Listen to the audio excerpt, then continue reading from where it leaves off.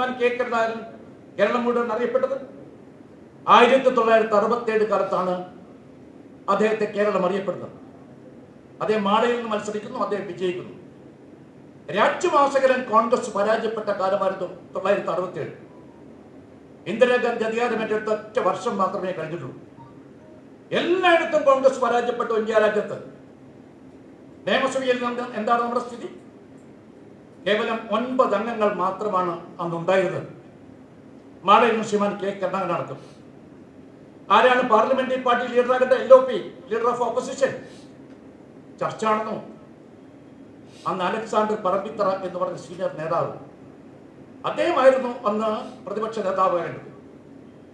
അദ്ദേഹം ശാരീരികമായ അസ്വാസ്ഥ്യം പറഞ്ഞുകൊണ്ട് അദ്ദേഹം മാറി നിൽക്കേണ്ടായി. ശ്രീമാൻ കെ കരുണാകരൻ വെല്ലുവിളിയായിട്ട് അത് ഏറ്റെടുത്തു. ആ മഹാനായ ലീഡർ കരുണാകരനെ പിന്നീട് കേരളം അറിയപ്പെടുന്നത് ലീഡർ കരുണാകരൻ എന്നാണ്. ലീഡർ, കാരണം എല്ലാ അർത്ഥത്തിലും ആ ലീഡർ എന്ന പദവി അദ്ദേഹം പരിപൂർണമായിട്ട് ഉപയോഗിച്ചു എന്ന കാര്യം ഞാൻ ഇവിടെ പറയാൻ ആഗ്രഹിക്കുന്നു. ഇപ്പൊ ക്യാപ്റ്റനും മേജറും ഒക്കെ ഉണ്ടോ? ആ ക്യാപ്റ്റനും മേജറും ഒന്നുമല്ല. ആ 67 കാലത്ത് നമ്മളെല്ലാം തന്നെ ആലോചിക്കണം. 9 അംഗങ്ങൾ മാത്രം. ഇന്ത്യ രാജ്യത്ത് കോൺഗ്രസ് പരാജയപ്പെട്ടിരിക്കുന്നു.